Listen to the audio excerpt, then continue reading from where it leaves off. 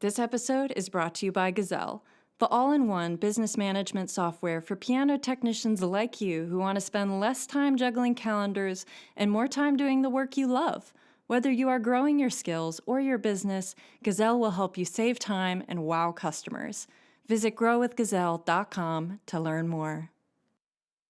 I'm McKinley Coda, and you're listening to the Pro PTN Podcast, an interview talk show for piano technicians to tune in to what the pros are talking about from across the industry. If you enjoyed today's episode, show us some love by following us on your podcasting platform and leaving us a review. To learn more about us here at the Professional Piano Technicians Network, visit us at proptn.org. Hello and welcome to another episode of the Pro PTN Podcast. I am your host, McKinley Coda, and today I am joined by the Chicago-based piano technician and electric keyboard extraordinaire, Emma Kleidon.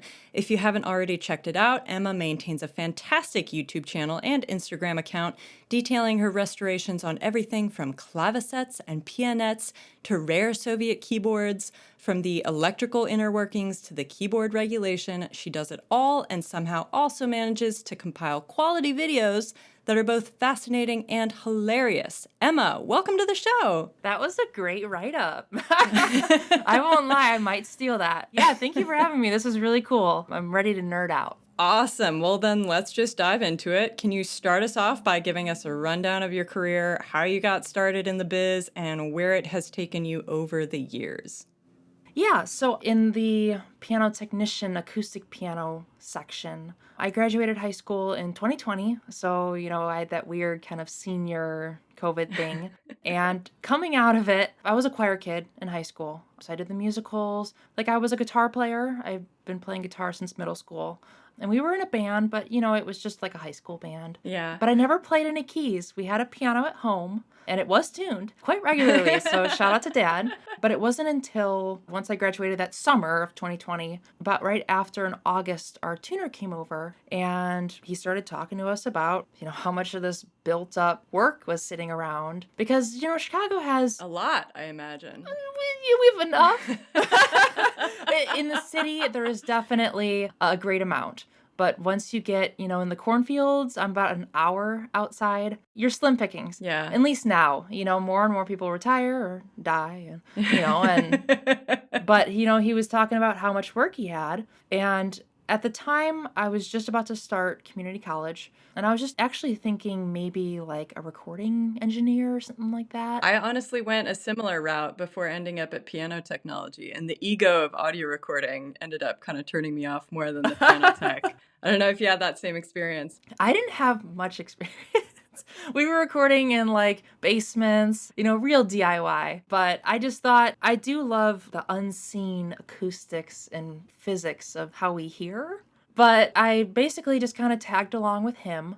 And quickly, he got too busy, so he had me tag along with someone else. And that's how I met Annika Byerly. She took me under her wing, and luckily, at the time, she worked at a college, and they had plenty of practice rooms to have me mess up in. So between the practice rooms and my crappy little console at home, there was just enough work and frustration for me to hammer out kind of the early beginnings. And I did that for about a year, and I pretty much dropped everything. She was down in the city, and I had to make that commute, so I went, screw it. Let's just do that full time. I did that for about a year, and then school ended, or the semester, it was like the summer 2021 by now, I imagine. Right, yes. And then, she was like, well, you can come back in August. But that's like 3 months. And I'm like, okay, so what if I just find something else to do? So I called up my old technician who got me into it. Yeah. And unfortunately, he was not accepting any new people at the time. So I just screw it, let's just go on my own. So, I was competent in tuning, but if you threw me string repairs, we did do that a lot. So I was competent in that. But my first tuning, I broke a string on the spinet. I was like, yeah, I don't know if I could take this out. Yeah. Take out the action. Oh my God, yeah. And of course you can't. It was rough. But as far as like a first string to break, and also, we never say that a technician breaks a string. It's always the piano breaks a string, probably because it's due for it for all the newbies out there. Yeah. Right. But yeah, after that, real quick, I did actually go for another year or so of work at a shop in Chicagoland. It's called Cordigan's Piano Land. And that's where I really hammered out my upright regulation and a little bit of grand regulation, just some other things, a lot of floor tunings. Mm-hmm. And then while doing that, I was slowly kind of getting my clientele. But at this time, it was solely acoustic pianos, no electric pianos. I was still very broke and had no money to buy any of that. So yeah, that's pretty much the short little recap of my educational journey. Okay, so then how did you get into electromechanical work? My fascination, I guess, started with the Reverb Instagram account. Yeah, They love posting those cool instruments and, keyboards too. But that had to have been like 2016. Mm-hmm. And I would see those cool red whirlies and I'd be like, that's so cool. I didn't even know what these sounded like. I just went, wow, that's cool. And I actually got to play my first Rhodes when we were recording an album for that high school band. I was so sick. I put it on like Snapchat. I was like, Rhodes on the single. It was fun. But what an experience in a high school rock band. I mean, that's some sophisticated classic tone right there. It was cool because the bassist family member owned the studio. It was out in the cornfields like us, but it was in a barn. So they fully revamped it. It was legit. And they had, a B3 and a whole drum room and all that stuff. And we got a quarter of the price and recorded a little EP. So, of course, I'm putting any instrument I can. I didn't play organ, but I'm sure I'm trying. Yeah. So that's where I kind of stumbled on the Rhodes. And I, of course, freaked out. I was like, no way. But really, after that Rhodes encounter, I didn't touch one till 2022, probably. It was Face of Marketplace, where everything great starts. It was an 88-key stage model, so no bottom speaker. Supposedly lighter. It's still a whopping 180 pounds. Whoa. Yeah. But it was in Gary, Indiana. He was a super nice guy. He said he had it for his daughter to learn on. Oof, that is a terrible instrument to learn on. Interesting. Why would it be a terrible... They're just so... Have you played a Rhodes? No, I haven't. Earlier models had a very rough and just spongy action. I mean, there's nothing compares to a unregulated action of a Rhodes. It's just terrible. It's like putting your hands in sand. Little dynamics, you're really just pounding. A lot of people say they don't like the Rhodes because their wrists hurt after they play for a while. Granted, there are modifications you can do, and later on they did fix that. But, I mean, they were made from the main models from 65 till 83, and they didn't fix that till like 79, 78. Oh, good Lord. So there is a lot of time where it was very rough. Is there a piano equivalent to the Sandy regulation? I have never seen one. And I wish we could add like photos, because when you look at a Rhodes action, the end of your key stem is a hammer. It's really just a hammer. It pushes the hammer up, and then it hits the tine, and then it comes back down. McKinley from the editing room here. Emma just released a new video where she restores a Fender Rhodes. So if you want to see it in action, go ahead and check out the show notes for this episode. There will be a link. Now back to the show. So it was listed on Face Marketplace, I think for $1,500.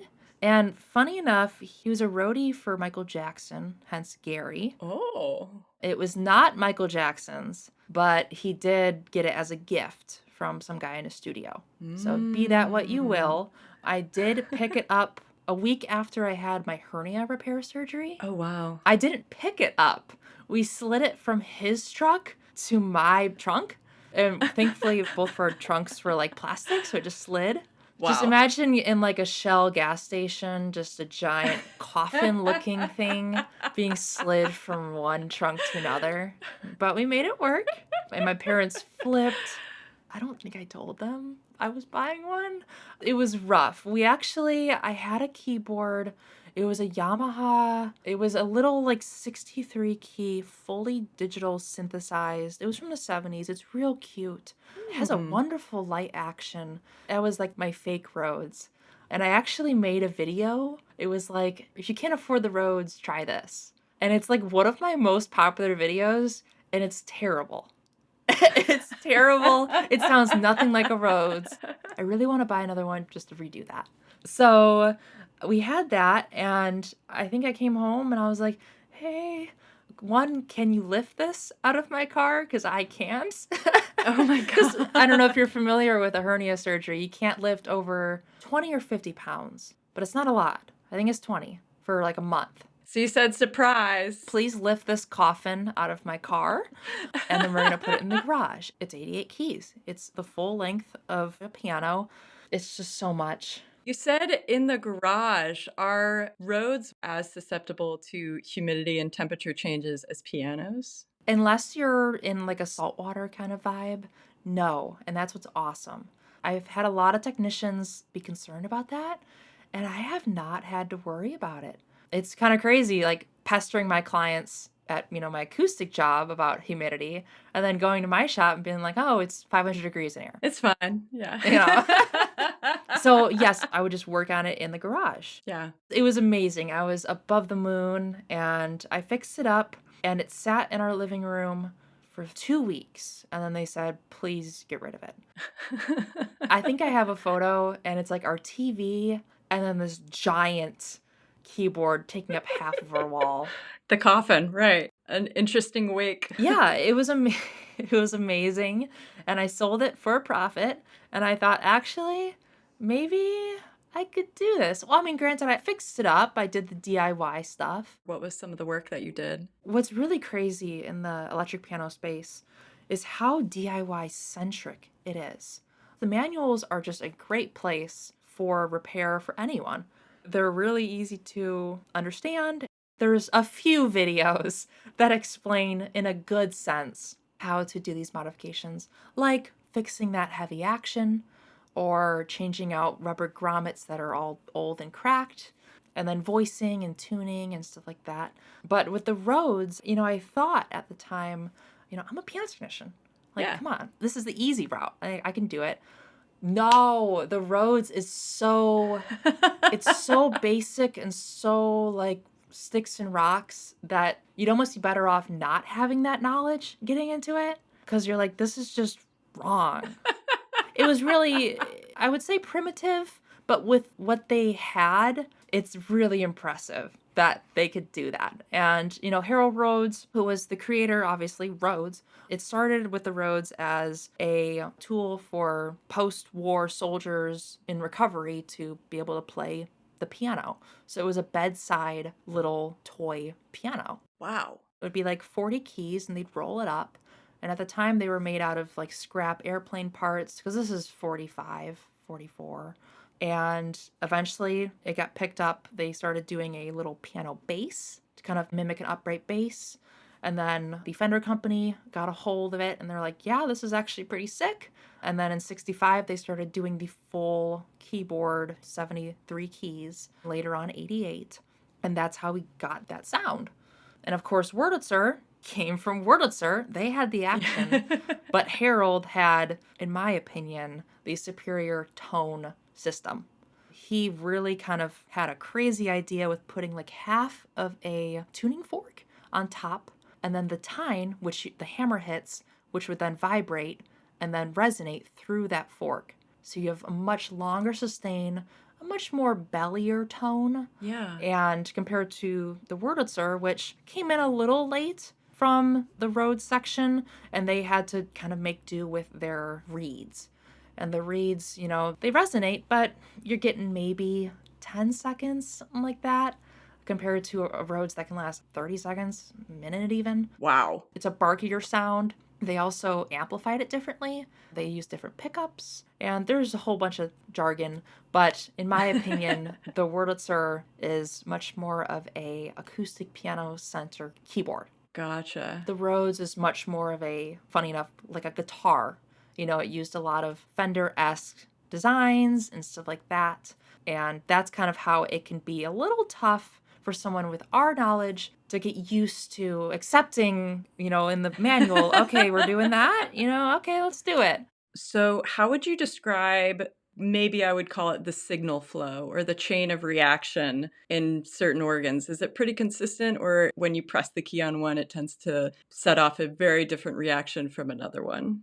So again, I'm going to make it really simple. I'm going to split between Wurlitzer and Rhodes. Honer and all that fun stuff can be a whole nother trifecta. Okay. But between the two, it's pretty much where everything else branches off. Your Rhodes has a passive signal, so there is no wall voltage, there's no power plug. It gets all of its drive from that 1/4-inch cable, that guitar cable. Okay. So that output, there's just a volume and there's a tone knob for your stage models. The ones with the speaker cabinets on the bottom have a vibrato and all that kind of stuff. A little more fancy. But the simple stage is just a volume, a tone, the signal goes out to a guitar amp, and then that powers the keyboard. So in the keyboard, you have your hammer, which would then hit your tine, the little circular rod. That tine then is right in front of a pickup. And that pickup, I believe, it's an electromagnetic. So like a guitar, it's wrapped with copper coil around a metal pole. That is then duplicated for all 73 keys. There's an individual pickup for each key. And then that is just thrown out to that RCA, which then goes to the 1/4-inch jack. Awesome. With a Wurlitzer, it's a little more fun. Again, you need to power it this time. There is a full amplifier inside, and it does have speakers built in. So to drive that, you're starting with your hammer, which then hits your reed, which then vibrates in front of an electrostatic pickup. And that is where the full bar is electrified. And that then negates the need for, 63 individual pickups. Right. And it's just that one whole bar that's electrified, which then gets fed into a preamp and then through a power stage. And I'm not too great with the electronic part. I'm still learning on that stuff. Yeah, there is a lot of overlap with guitar amps, though. And you mentioned somewhere else that you have also worked on your own guitars as well. So you already had experience with pickups before getting into this. A little. Okay. It was definitely a little more DIY. But yeah, if you give me a pickup, I can solder it in. I can rewire a tone pod, but I'm not winding my own pickups. Okay. But yes, so the Wurlitzer amplifies it, and then you have your 2 or sometimes 1 speaker. And then there's also like an aux out in the later models. There's also a phonograph in if you wanted to play along with your phonograph. Wow. For the earlier models, we're going early 50s. That's truly wild. Cool. But that's kind of your signal for the 2. And then, things like the Honer. The Honer, sometimes the pianette use the electrostatic. And then I'm trying to think, there was a really weird, an LEPian, I think they call it. And that used a really cool, almost upright-esque action, but it used Rhodes electromagnetic pickups, but with reeds. Super cool. I'm still waiting to get one of those. Whoa. It sounds really cool, but that's kind of your basic 2-way signal flow route. Awesome. Okay. Got that cleared up. Now I am curious as to voicing and tuning. How might those be different? Voicing is definitely much more of a job on a Rhodes, just because you're able to tweak it more. Unlike a Wurlitzer with the electrostatic pickups, you're voicing more to just even out volume than actually changing the tone. Yeah. With a Rhodes, you're able to change the position of the tine in front of the pickup along with the distance from the pickup to that tine because they're individual. Okay. So with there, you get a separated volume control and tone control by either raising and lowering that tine above and below that pickup median or pushing the pickup back and forward to increase or decrease its volume.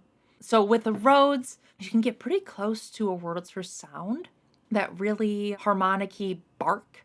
And you can also get that really clean, almost like vibratone, just pure fundamental tone. So the fundamental is just that straight kind of belly, like, it's a little boring. Yeah. It's just your straight note. And then the fun part is mixing that too. Most of the time people want a good in-between, where on a light press, you can get that nice pure tone, and then on a nice bang, you get that bark. Awesome. And that's where the real finesse can come into it. When it comes to voicing Rhodes, it takes me at least like a few days. Just because I do it one day, I'm like, okay, sounds good. I come back the next day.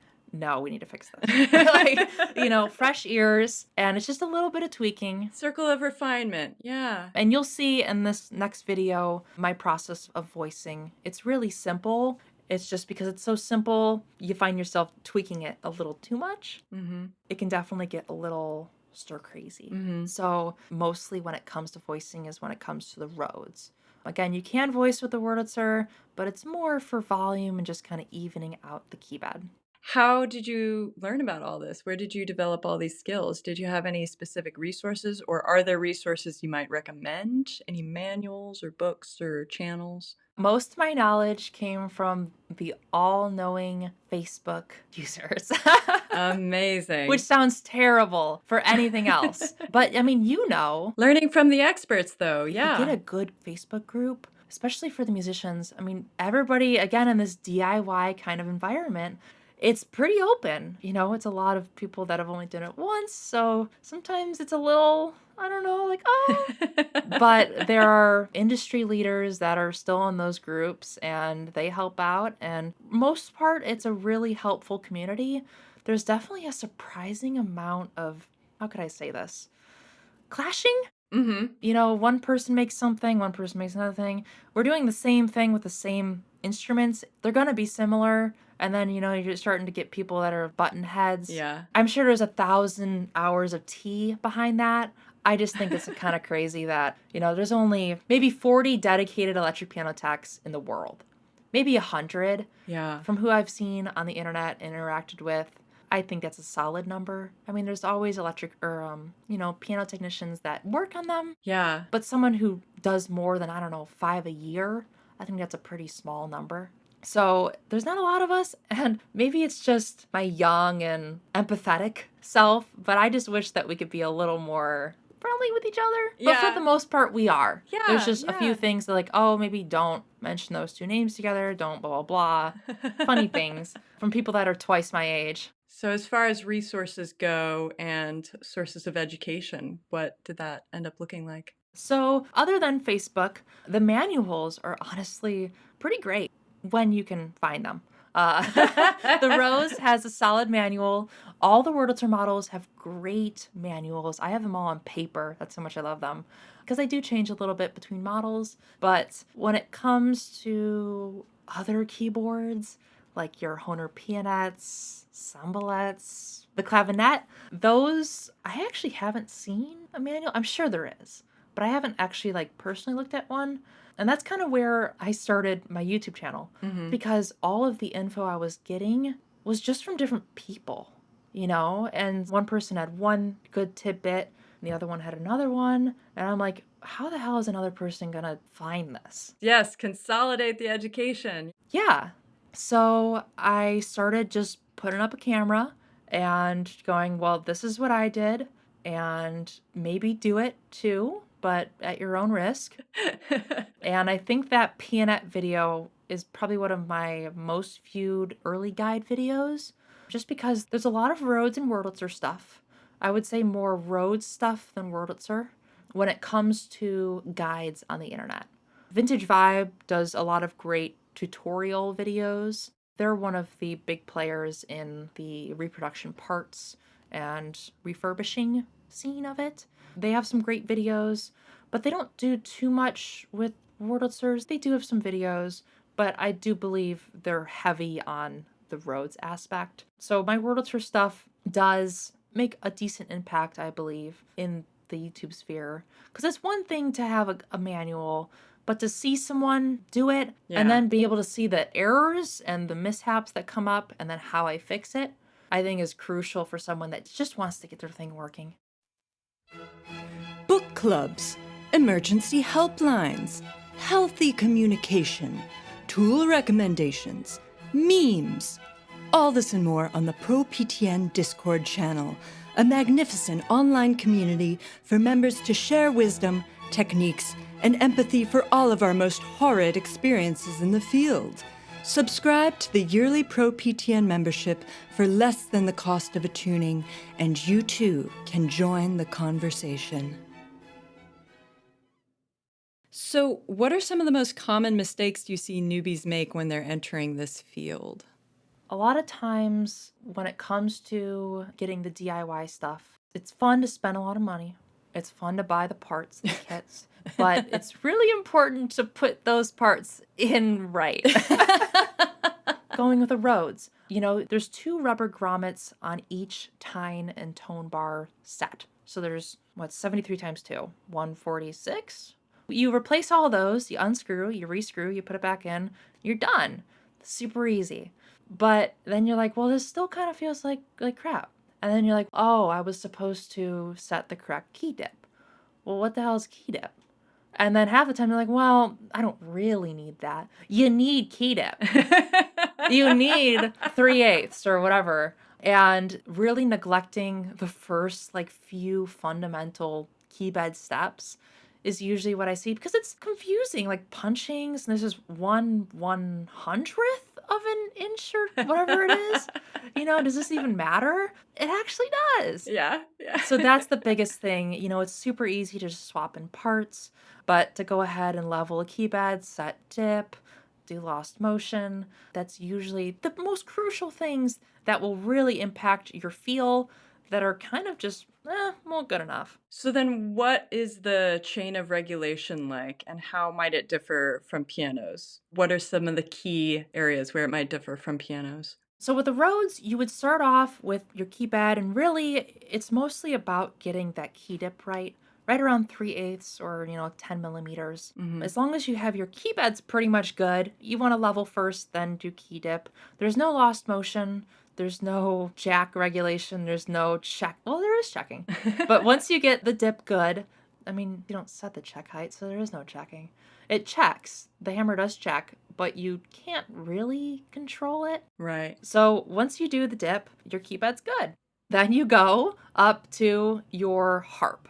And the harp is what holds your tines and your pickups. A giant metal frame with some wood in the middle. And there you're setting the important stuff.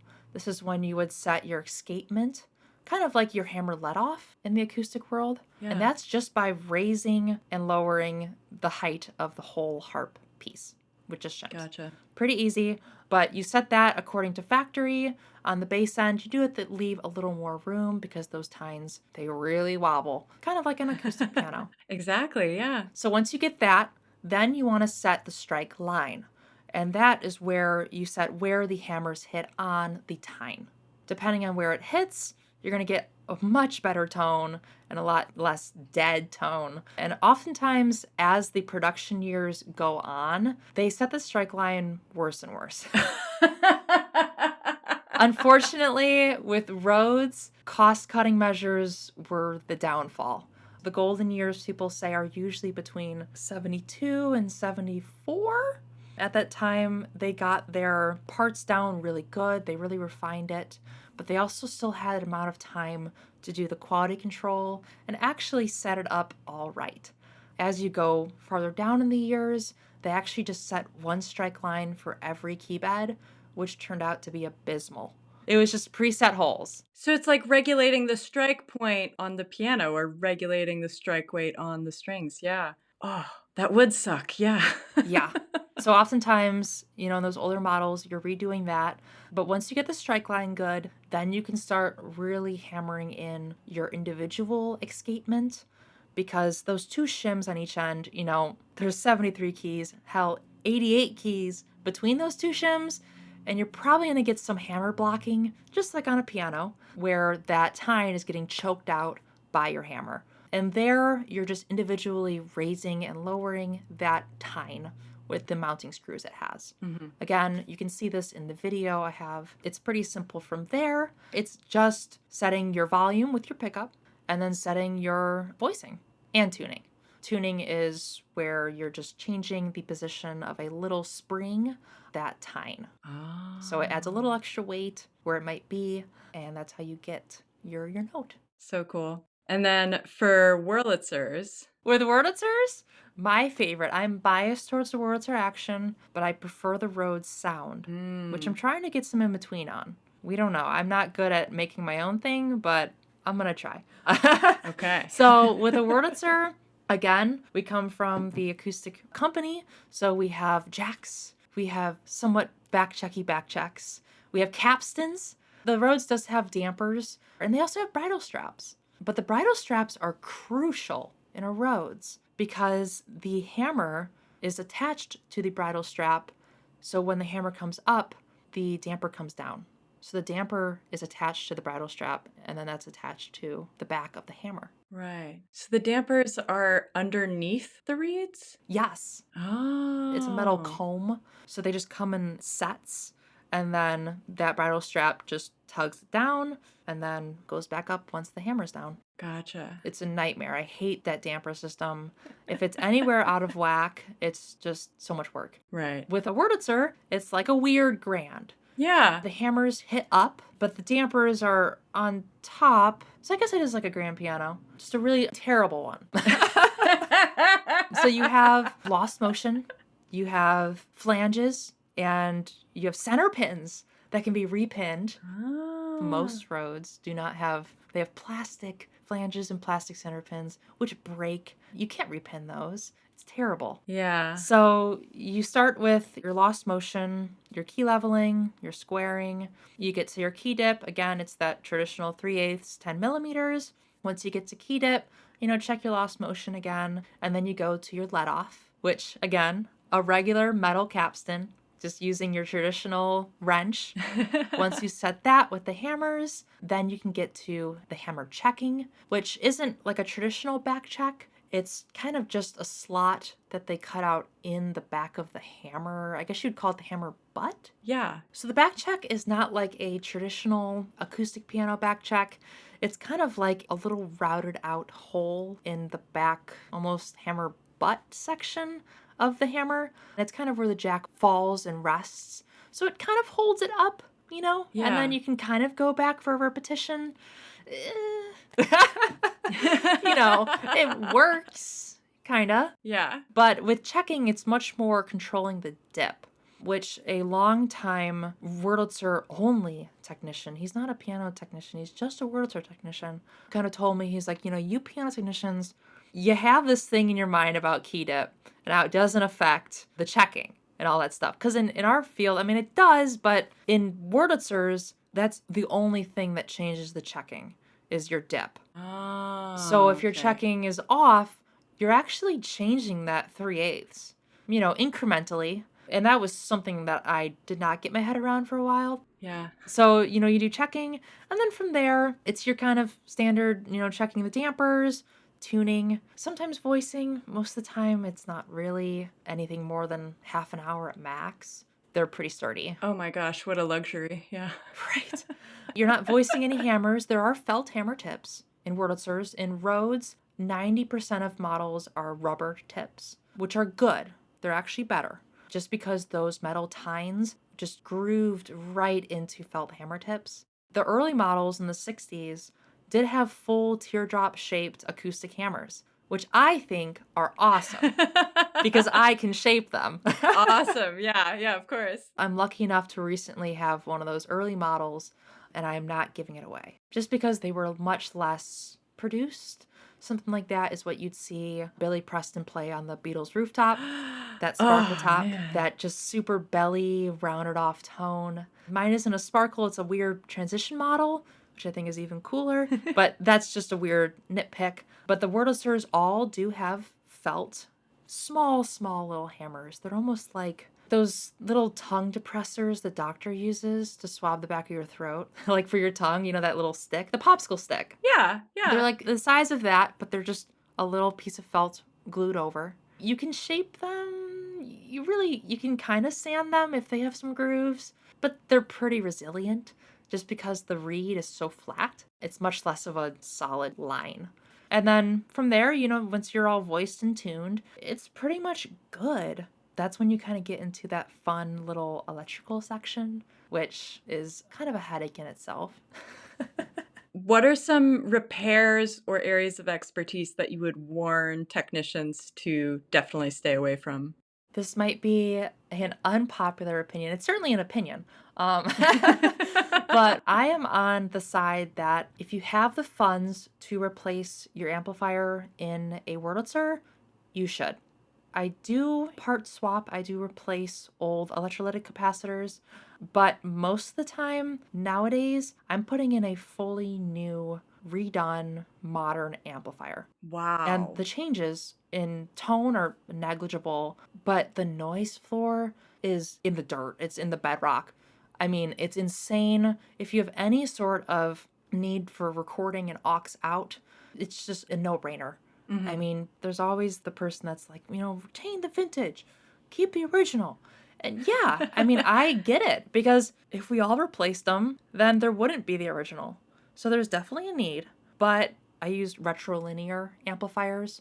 There are also other ones, but they only do those amplifiers and lifetime warranty. And from what I've seen and installed, they're really easy. And I mean, I haven't used any other one, so I'm biased, but I figured I just should name what I do. But they're just so clean, super easy install, no soldering. You literally just snip your wires. It's a crimp connection, which I'm not personally a fan of. I mean, they say they've never had an issue. I mean, I have a soldering iron, just give me 3 seconds, but that void warranty, so I'm not doing that. I also am a dealer. I should preface that. I am biased, I guess. So I do get a discount. But they're super easy. I mean, gosh, it could take an hour to swap it out for your first time. So it's pretty easy. They're guaranteed, I think, for 100 years or something. Some insane number. But they're dead solid. And there's so many things that could flop out with an original amp, especially when you get to those earlier models when they were wood and not the newer kind of 200 plastic ones that are common. Those are definitely a little rocky. The tube ones, keep the tube ones. But if you have a solid state, just swap it out. Nice. I feel like there's a lot of overlap here with pipe organs, actually, because in terms of addressing the purists who might say, oh, it's not the original, don't replace it or something like that. But with pipe organs, a lot of those older electrical systems and wiring, a lot of that all is replaced or upgraded to more modern systems because they fail so much and the amount of work you have to put in order to repair it. And so if you're already paying, X amount to pull all these parts in order to fix a system, it's like you might as well, so you don't have to charge X thousands more further down the line, which is, that's typical of pianos. But it's future-proofing. Yeah, exactly. So as far as the purists go, I think that's a bit silly. But you feel like that's a pretty accessible repair for technicians to take on or for newbies to take on. 100%. I think even someone that's DIYing it, as long as you're not touching anything that's in the board, which you don't have to, it's really crazy how simple they made it. They color-coded things. The only thing I find is sometimes, love Wurlitzer, sometimes they just change the color of like some wires. So like, the orange vibrato wire will be red sometimes, or like so-so, or sometimes it's both. I'm probably changing up the colors, but I'm looking at the sheet and I'm like, well, it's the only one left. I'm like, yeah, I can make a good assumption. But it's crazy how easy it is. And in my job, in my field, people pay me a lot of money to not make this thing break in the future. So don't blame me when I'm going to pick a thing that's guaranteed for life, so I don't have to go down to Tampa, Florida and swap out some capacitors. Now, during our episode with Arian Sheets from the National Music Museum, she talked about replicating sounds from historic electronic instruments and how circuit boards and circuits can be harder to replicate because of how nuanced their design and manufacturing may have been. Do you find that that is consistent with electric keyboards, or is the sound mostly just contained in the tines and reeds? This isn't a crazy educated answer. I do know, there's differences between germanium and later silicone stuff. I forgot what the other one is. But yes, I mean, it's crazy how different a resistor can be made. Yeah. In that, it can totally change the signal flow and cutoffs. So yeah, I don't doubt it. There's a great couple who run Tropical Fish. They are masters at Wurlitzer electronics. If I were to give my old amp to someone to fully refurb, it would be them. Because they know all the intricacies about resistors and capacitors and why use that tube and why do that. And just seeing their guides, I read all their stuff because I'm a nerd. Yeah. And just reading it and going, well, I don't understand that, but that's really interesting. Where can we find those guides? Yeah, so if you look up tropical fish vintage, the name tropical fish actually comes from these old resistors that had these cute like line color codes that looked like tropical fish. I'm that much of a nerd. I know the history. No, that's so sweet, especially when it involves information being shared amongst professionals. We love that. Right. So, what are some examples of keyboard maintenance or design that you hope to help preserve for the modern era and years to come? Any areas of research or skill that are at risk of being forgotten? For electric pianos, I think we're doing a good job. There's Vintage Vibe is, again, one of the main kind of companies in the field, but they also make their own keyboard. And it's used by like Stevie Wonder and a lot of people. So they have names on it. And I mean, it looks, I've never played one, but it looks legit. It comes with a legit price tag, but they're all made by like 10 guys. So I'd also charge that much too. But they've done some really cool things. The one thing that's really cool is we talk about the voicing, which is kind of the relationship between the tine and the pickup in a Rhodes. The keyboard they use is a Rhodes design. You've got kind of the same hammer system, same tone bars, same pickup, but the age-old problem with the Rhodes is if you want to change that voicing on the fly, get out of the screwdriver and start doing each key, you know? Yeah. But what they did is they made a variable tone slider that sits on the front rail, and it raises and lowers just that front tone bar section. Ugh. So outside of the case, you can just go boop, and then you have a pure tone and you have a barky tone. Wow. And that just blows my mind. I mean, it's one thing to think about it, but to do it reliably with that ease, that is probably the coolest thing I've seen in new electric piano keyboard technology. They've also done some other cool stuff, definitely refining the action of the Rhodes.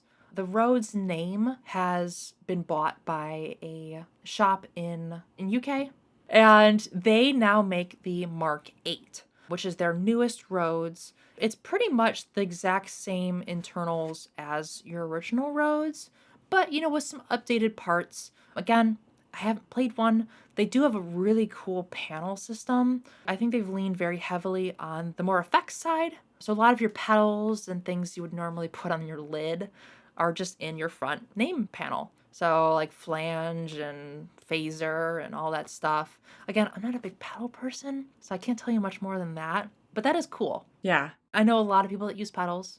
I'm kind of in the minority. I've talked to both parties. They're both really nice people. I haven't played either. So there's obviously space for multiple people, though I do wish there was someone making a Wurlitzer, a more acoustic-esque action. I'm putting things together.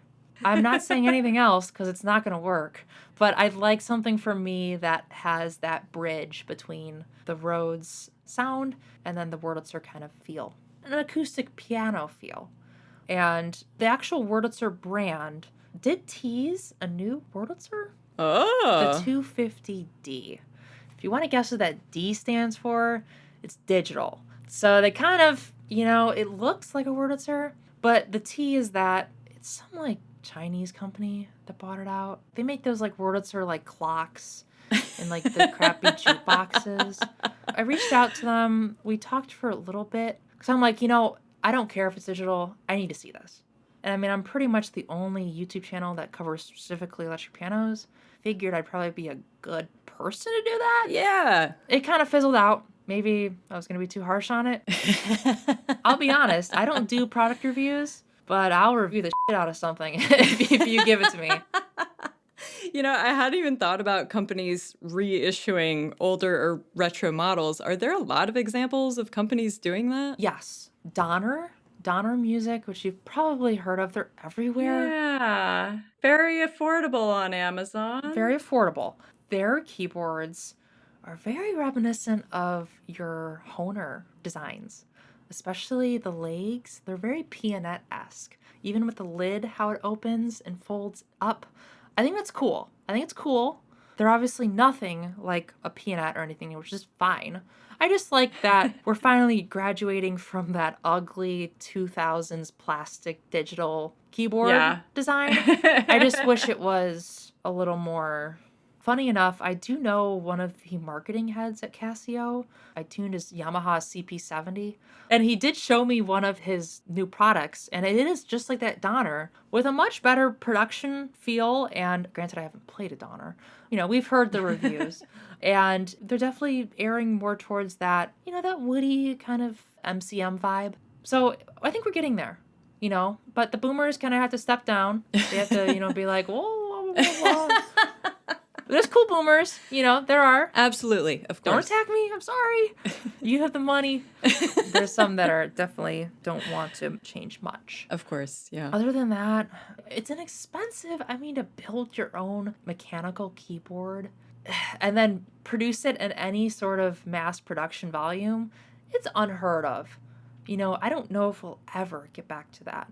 And it's unfortunate. We do kind of see hybrid pianos now with the mechanical action but electric samples. And I feel like that might be as close as we're going to get to an upgrade. I agree. You are right on that one. Yeah. You also recently did a very cool collaboration with the National Music Museum where you presented a notably historic electric piano from their warehouse.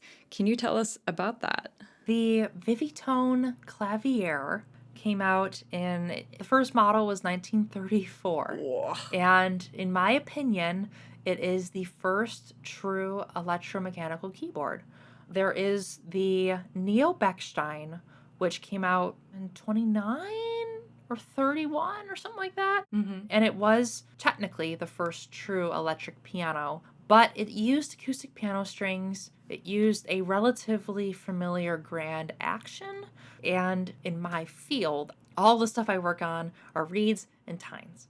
And we do have like the Yamaha CP70s, 80s that are that electrified grand sense, but they're a lot less prominent and are much more familiar.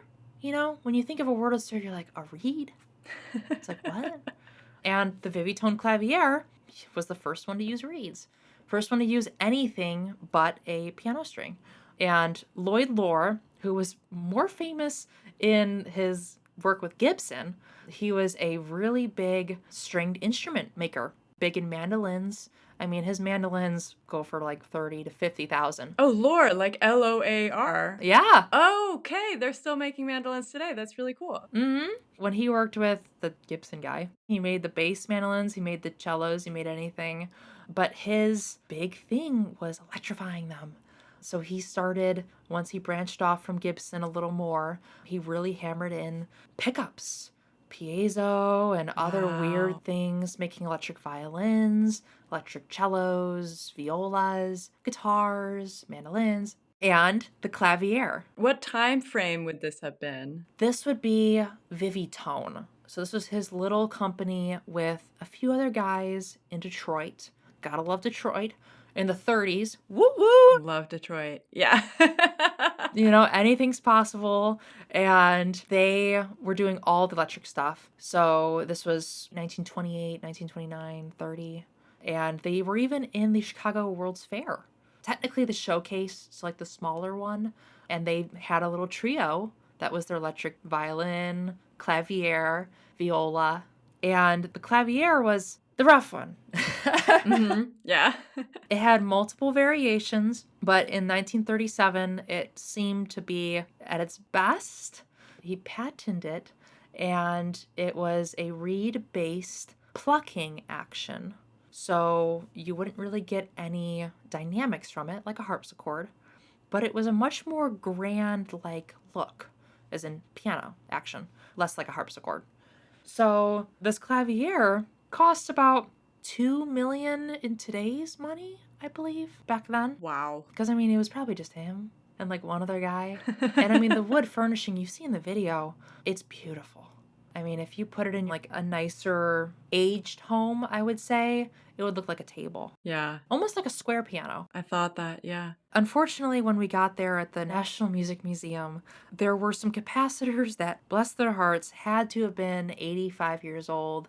and did not work. Oh. But like the Rhodes, this was a passive instrument. It was only a 1/4-inch jack, which would supply the power. And just like a Wurlitzer, it was electrostatically picked up. So it wasn't like a Rhodes where you had individual pickups. It was just one bar with reeds and then a plucking mechanism. I mean, talk about just so many weird things. And funny enough, there's something called a Hohner Cymballette. I think I'm saying it wrong, but that was kind of the harpsichord German version, the cheaper version. It came out in the 50s, and it was an electrostatically picked up keyboard that used pluckers and reeds. So cool. So people say that that's kind of where they got that from. I can vouch for it because it was their first kind of model. But Lohr did it 10 years before Harold Rhodes and almost 20 years before Wurlitzer, Gotcha. before they put out anything. So just seeing how little there was on the internet, I mean, there were 3 photos, all from the National Music Museum. No video, no audio. So I didn't know what it sounded like until we plugged it in. And the backstory on it, Lohr passed away, I think, in the early 40s. And his wife pretty much boxed everything up and put it in a storage container out in California. He actually lived in Chicago. He taught at Northwestern. Cool. But they packed it up and it sat in that storage facility, crated up until late 90s. So they unboxed it and gosh. they're like, holy crap. And everything was all right. Wow. There were mandolins, the clavier. I mean, it was the first time probably someone's seen the clavier since I read a book that Roger Siminoff wrote on Lohr. It's a really great book. He sells it. And it goes about his whole history, his whole life. And they talk about a lot of his job was just traveling, fixing the claviers. The few people who actually bought them, he was constantly repairing. And I mean, we're talking out in Washington, you know, out in Chicago, Detroit. Poor guy. What's that book called? I think it's The Life of Lloyd Lohr or Lloyd Allier Lohr. If you look up Lloyd Lohr book, guaranteed first thing. Okay. So poor guy who's traveling around. In the 30s. You know, I mean, imagine traveling to the West in 1930. So he was doing that, and it pretty much, you know, with the price of it, and the 1930s, it was the Depression, getting out of it. Who wants this weird sounding electric thing? You know? So it pretty much was swept away. And there were more popular models that came out. RCA collaborated with Story and Clark, and they made the RCA Story Tone, and that was a really popular electric acoustic piano. But again, you know, a full acoustic action, full acoustic strings, not allowed. But that was, people say that's the first one. So now I can finally put butter to my evidence. And this clavier got lost, and I went out to the museum in South Dakota. I talked with Arian. Gosh, we started talking like 6 or 8 months ago. And it was just sitting in their amazing keyboard storage room. Just so many cool historic keyboards. So crazy. And we plugged it in, and half of it worked. Again, those capacitors, unfortunately, rendered the bass end completely dead. And it was just fascinating seeing the action. The action worked really well for not being touched. The plucking action was surprisingly configurable and adjustable. You know, something I guess I wouldn't expect from such like a prototype-esque thing. Yeah. But it was his personal keyboard, what they had, because obviously they boxed it up. And apparently it's the only known fully done one. There is one prototype. But the action was cool, the case was cool. It also came with a really awesome speaker cabinet, Yeah. which has a super early tremolo Leslie effect, which was 5 years before Hammond put out their Leslie.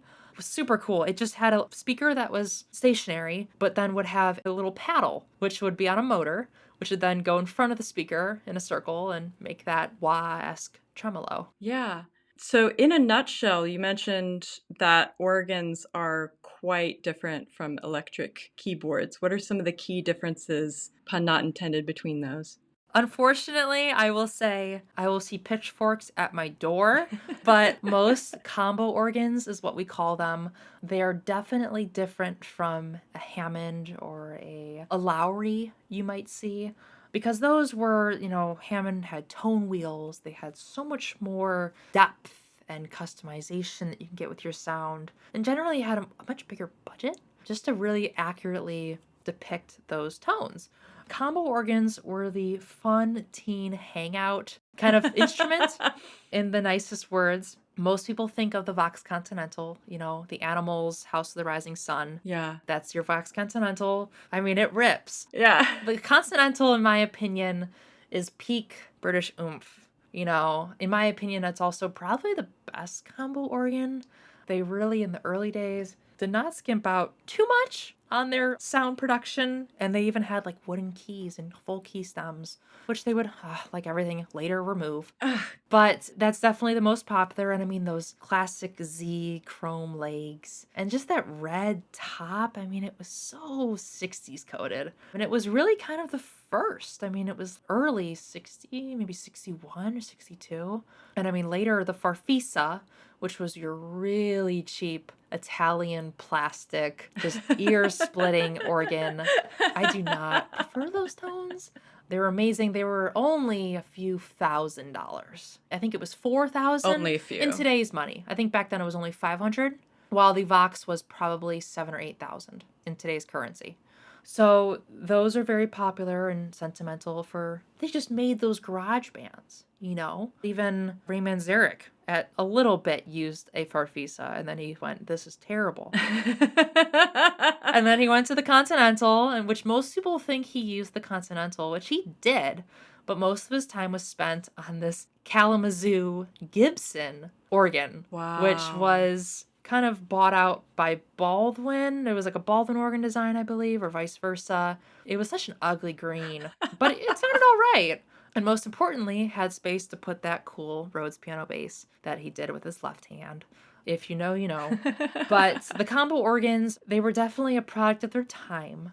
And because of that, they can definitely steep in grade in terms of crappiness.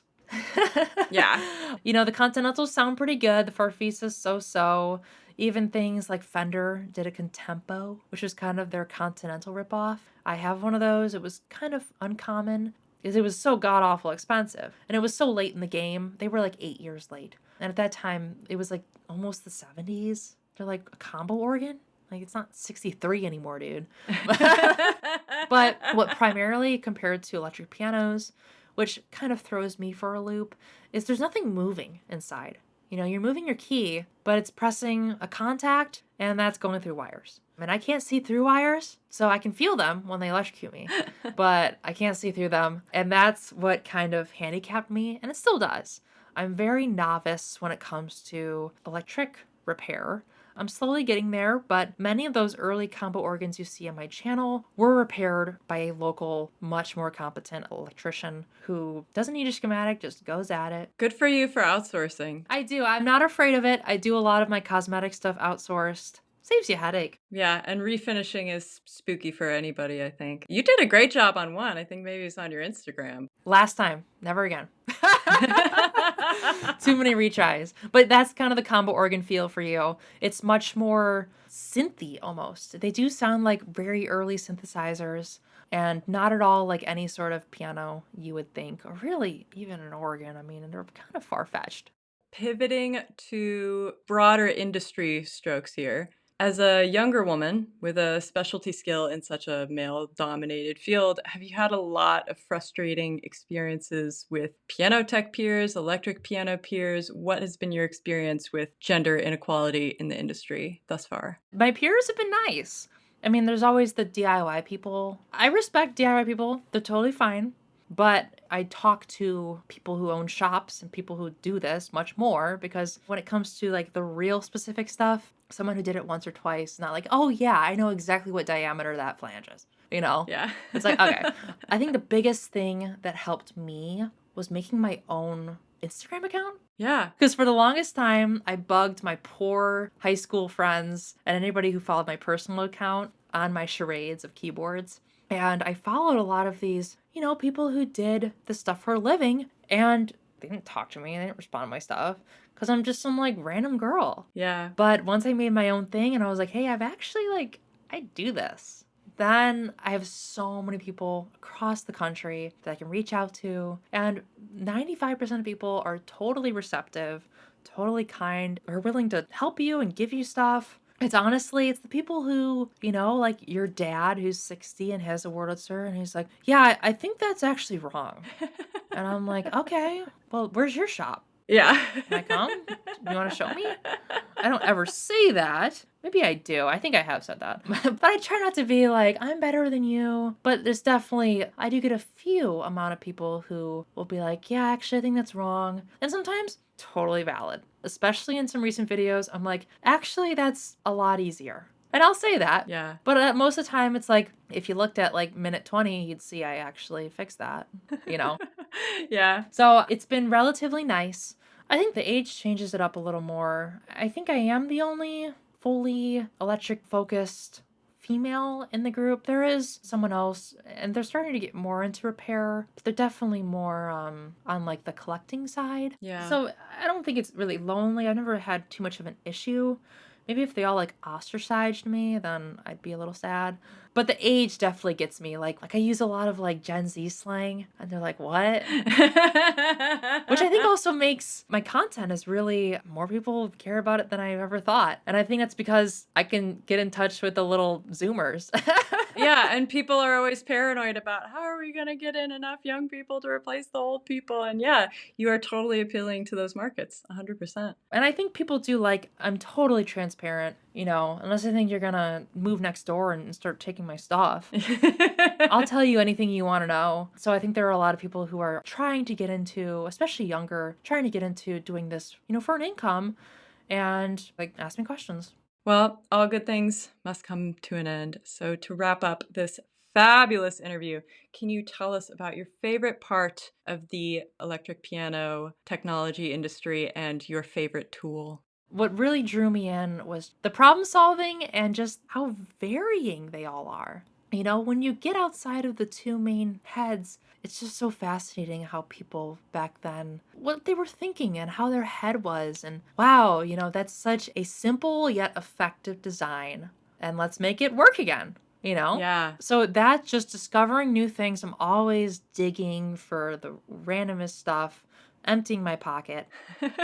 That's my favorite part, easily. It's just the ingenuity of it. Awesome. I'd have to say my favorite tool at the moment, because it switches, is a palette knife. Yes. Like the paint thing. It's so satisfying. Because with the Rhodes, with the tone bars, you have to dodge when doing anything with the dampers. You have to find something that can get in between the tone bars, but skinny enough to not hit the tine. And recently, with this recent Rhodes, I've been having a lot of trouble with the dampers, and I need a way to push them down while letting that tine ring out. And my weird Michael's palette knife has enough thinness and enough of a bend to totally clear those and push down the damper. So I think a little Amazing. Palette knife. Great answer. Well, Emma, thank you so much for joining us. You have been a stupendous guest. Thank you so much. This is so cool. You are so cool. You're so cool. Another thank you to Gazelle for sponsoring this episode, and another thank you to Emma for joining us on the show. You can check out any one of her amazing videos at the Emma Repair YouTube channel, or you can shoot her a message on her Emma Repairs Instagram page, both of which can be found in the episode show notes. Either way, be sure to show her some love by subscribing, liking, commenting, all that good stuff, etc. Otherwise, we will catch you next time, my dear listeners.